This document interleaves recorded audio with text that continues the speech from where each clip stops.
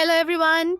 I am Aisha, and you are tuned in to the 670 episode of our Here and Now podcast. Today, we bring you the latest buzz from the insurance industry. So let's dive right in.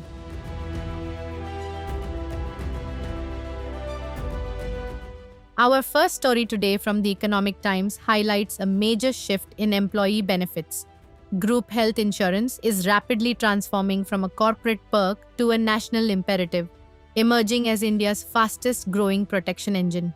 The report details how this trend is moving beyond large corporations and gaining significant traction among small and medium enterprises or SMEs.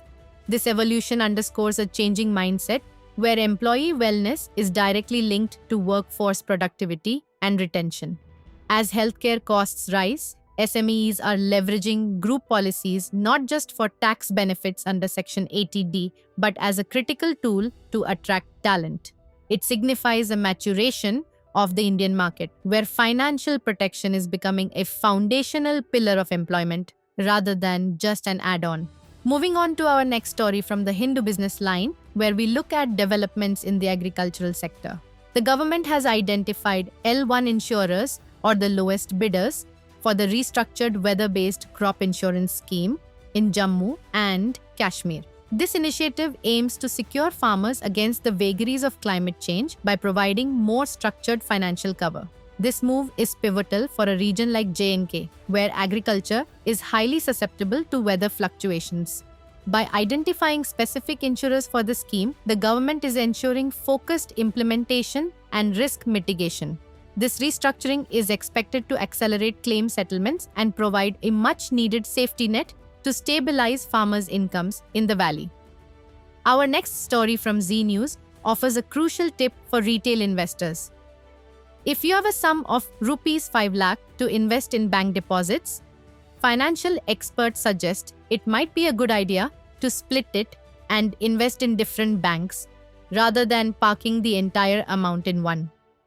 This strategy is primarily driven by the Deposit Insurance and Credit Guarantee Corporation limit, which guarantees deposits up to rupees 5 lakh per depositor per bank in case of a bank failure. By diversifying funds across multiple banks, investors ensure their entire corpus is protected by this insurance. It's a practical application of risk management that ensures hard-earned savings remain secure regardless of the health of a single financial institution.